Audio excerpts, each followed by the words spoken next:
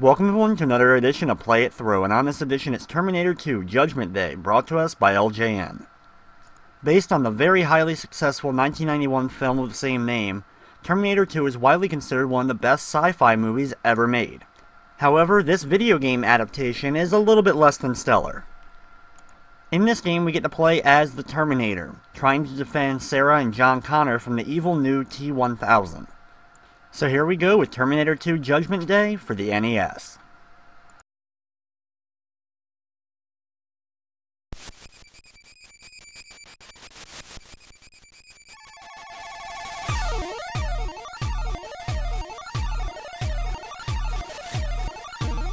Before starting the game, you can actually get a little bit of a story sequence if you wait at the title screen.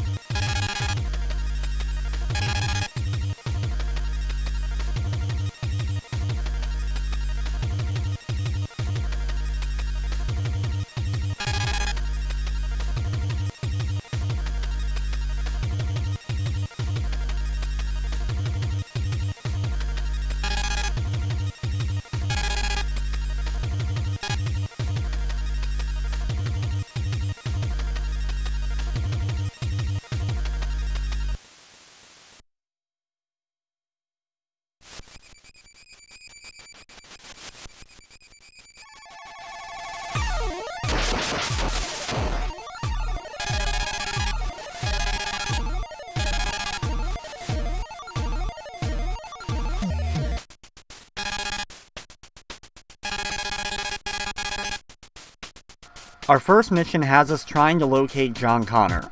We get to see our total score and how much health and lives we have left before entering each stage.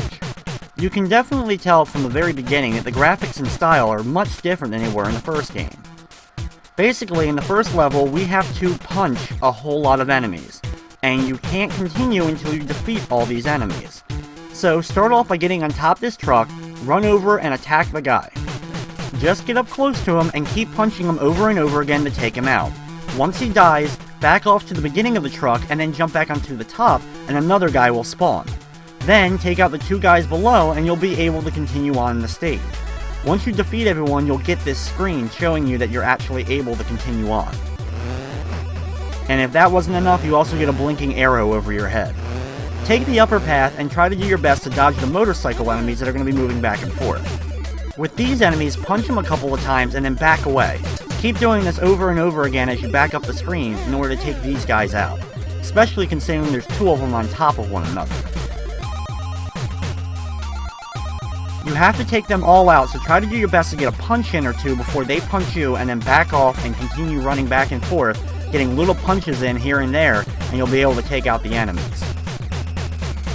It definitely takes a little bit getting used to, and the timing can be a little off, but if you're able to get this punching timing down while moving, it'll greatly increase your chances of being able to get past the stage without getting too much damage done to you.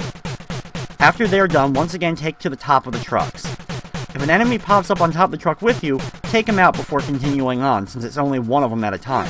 If you're lucky, you'll be able to get a bunch of them to spawn back and forth on these two particular trucks. And if you're quick enough, you'll be able to stop them before they jump down and pile on with the rest of the guys at the bottom.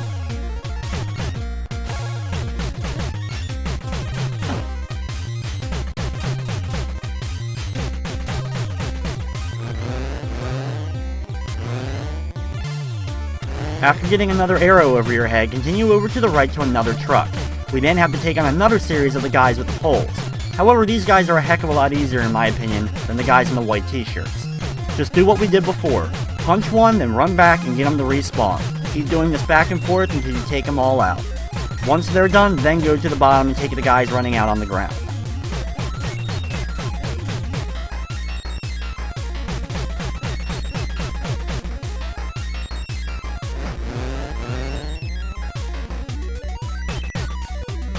After another biker, you'll run over here and you can see the bar on the far right, but we can't enter it yet. You'll have to take on another group of the white t-shirt guys. Just do what we've been doing. Punch a few times, and then before they're able to get their fist out, make sure you run away. Once you drop them, jump over a motorcycle and go inside the bar.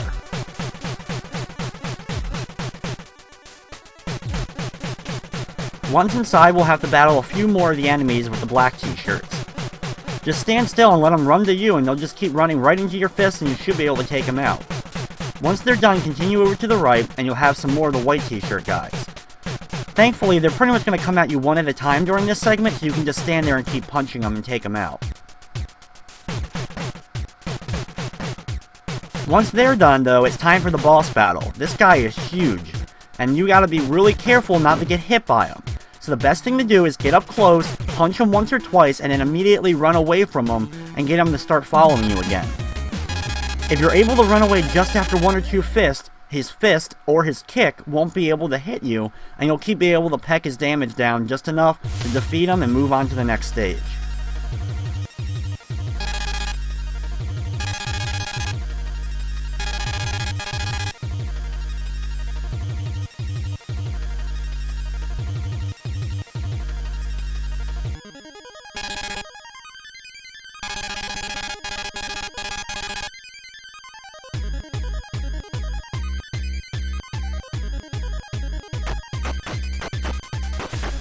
The next stage is completely different. We're now riding on the motorcycle. This level can be extremely difficult because you have a truck speeding up behind you, as well as you have to shoot things in front of you, including boxes and gates. Anytime you see the truck though coming up on you, immediately send your focus towards the truck, because your motorcycle slowly gets pulled down towards the truck, and if it gets to the bottom, you lose a life. Thankfully, you really only have to worry about destroying the center gate while trying to get through, so staying in about the center of the screen gives you the best opportunity to take out the truck and shoot the gates in front of you. The level is not too long though, and after a few gates you'll end up in a big open area where you just have to take on the truck one-on-one. Keep firing and eventually you'll come into another motorcycle, signifying the end of the stage.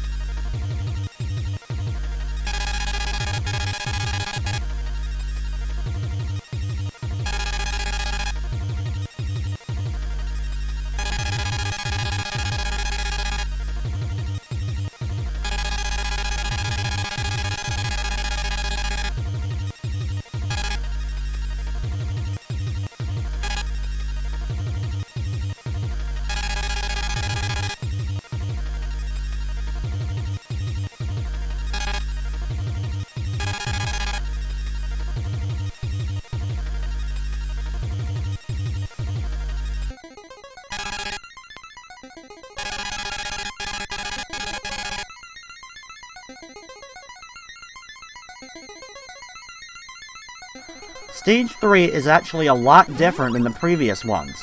We actually have to travel in rooms in order to collect certain items. In the first room to the left of you, go inside and collect the energy and it'll replenish some of your health. Our goal during this level is to track down Sarah Connor, but to do so we need to keep going floor by floor in order to find her. On each of the floors though, there is a security card that you must grab in order to access the next floor. There's a couple of rooms that this card can appear in, so if it's not in one, you'll have to go to the other. Once you grab the card though from one of those rooms, you can go in the elevator and then go up to the next floor and repeat the process over again. While I did read a guide that said the card is supposed to always appear in a certain room, I did find it on a few instances where it would appear in a separate room, so it's all depending upon what run you're doing. I'm not sure exactly though if it's random or if it's only one or two specific rooms that the card can appear in. The good thing is though, you do get a gun during this stage, but you can't actually kill anybody, so be very careful and only shoot at their legs. Once in a while though, the other Terminator will appear and try to start attacking you. Just be sure to run away from him and jump over his fire. No point in actually trying to battle him here. Thankfully though, his bullets do move really slowly, so when you're running forward you can easily jump over them. The hardest thing to deal with in this level is being sure that you actually shoot the enemies in their legs, as well as actually locating the cards.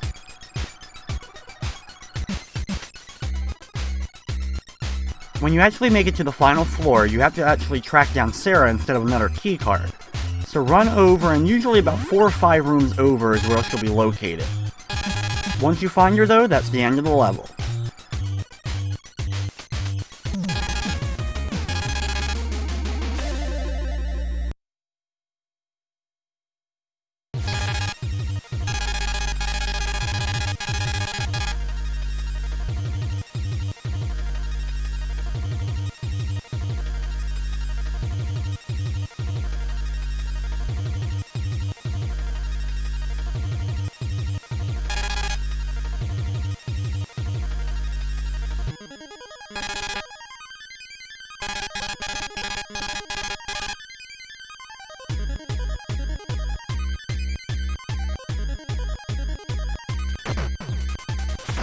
Next up is easily the most annoying level in the game. Once again, we're unable to shoot enemies directly on, so you have to shoot them in the legs by ducking down. Our goal in this level though is to find 10 different bombs and then set them. Thankfully though, as far as I've been able to tell, the bombs do not change locations. Floors number 1, 2, and 5 have 2 bombs, while 3 has 3 bombs and 4 only has 1 bomb. You can hold 3 at a time though, so once you fill up, go into the elevator and drop them off on the 6th floor.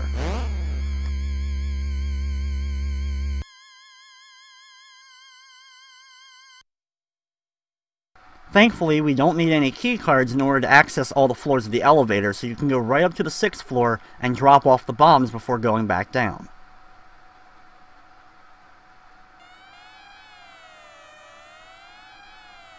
After dropping off 2, we now need to find 8 more, so head down to floor number 2 and continue looking for the bombs.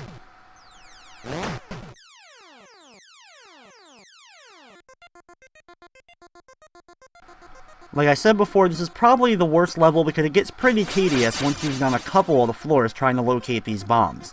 There really isn't any threat from most of the enemies, it's just running back and forth and locating them and getting them back to the top floor. Some of the enemies that you may be fighting throughout the stage that have the guns themselves will actually run through you without even shooting you. Then, all of a sudden, they'll turn back around and then try to get you once you've already passed them. As if they were too stupid to really recognize you until they run past you and then they're like, was that the guy I was supposed to take out?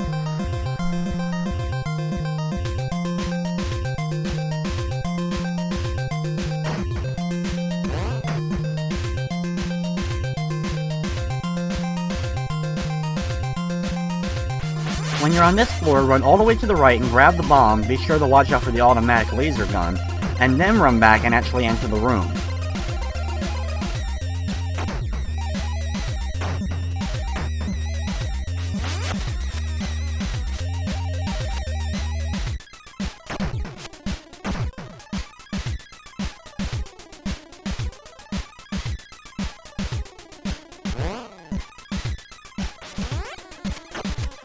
After grabbing the bomb in this room, head back to the elevator and drop off the few that we've gathered.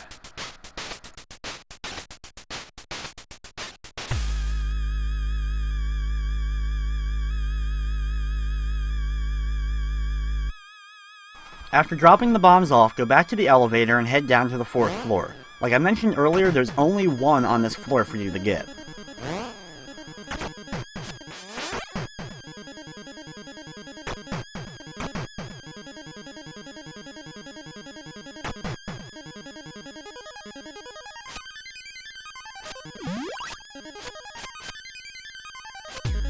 If you need some extra ammo though, you can come into this room on the far left and grab it before heading back to the elevator to head up to the 5th floor.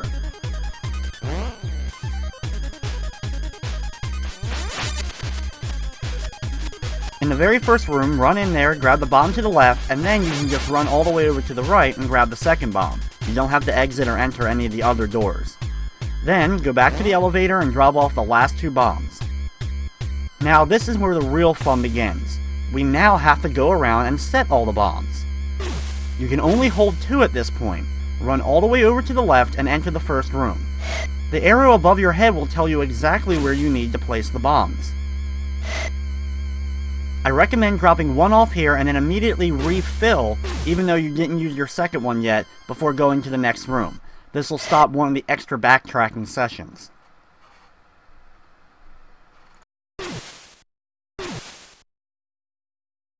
You of course are being timed, and you don't have much time in order to actually place all these bombs, but it should be plenty in order for you to get them down and actually complete the stage.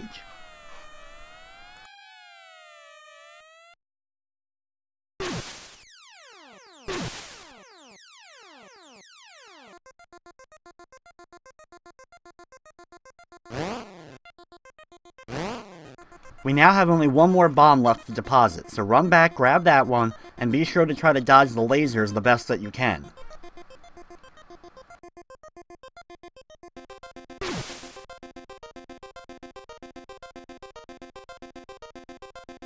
After placing the last bomb all the way on the right of the 6th floor, then head back to the elevator in order to complete the level.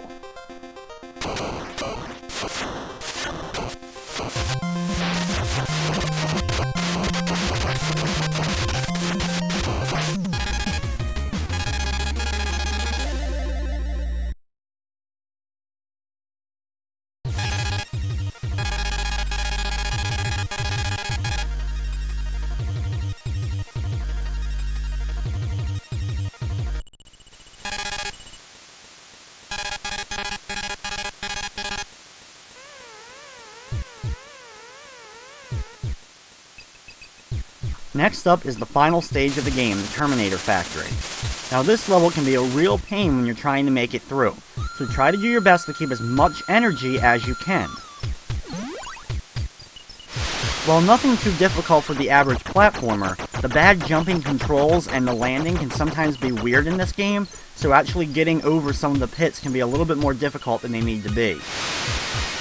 Running over here, you'll have to battle the T-1000. Just duck down and keep firing at it with your machine gun and you'll easily take it out. Once he disappears, head back to the left and start climbing these stairs. Be very careful on any of the swinging platforms. If you're just a hair off, you may fall through the platform and end up crashing into the ground.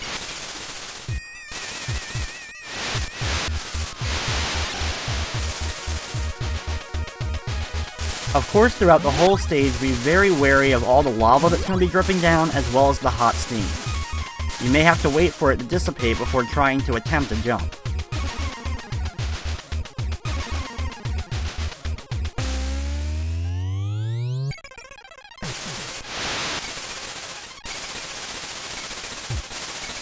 Of course, what would any factory be without conveyor belts? And of course, it's pushing you the wrong direction. So just wait for the steam to go before you end up trying to run past it. When you make it over here, it's time for the second battle. You'll probably be almost out of ammo at this point. If you run out, just let him walk up close to you and keep punching non-stop until you take him out, he'll disappear and you can continue on. This area is probably the trickiest so far. You have a couple of moving platforms as well as one moving up and down. Try to jump to it and be sure to watch out because you don't want to accidentally fall into the lava at this point.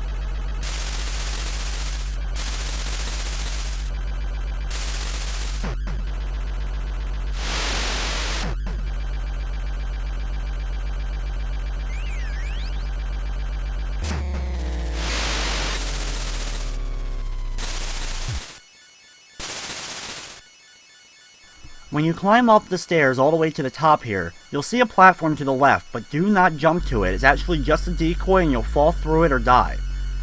Instead, wait for the hook to come over and then jump to the platform and move up.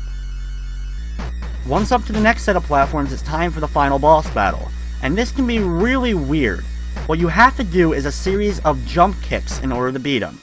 He'll stand up and do a jump kick, and every time you do this, he'll keep going back farther and farther until you defeat him.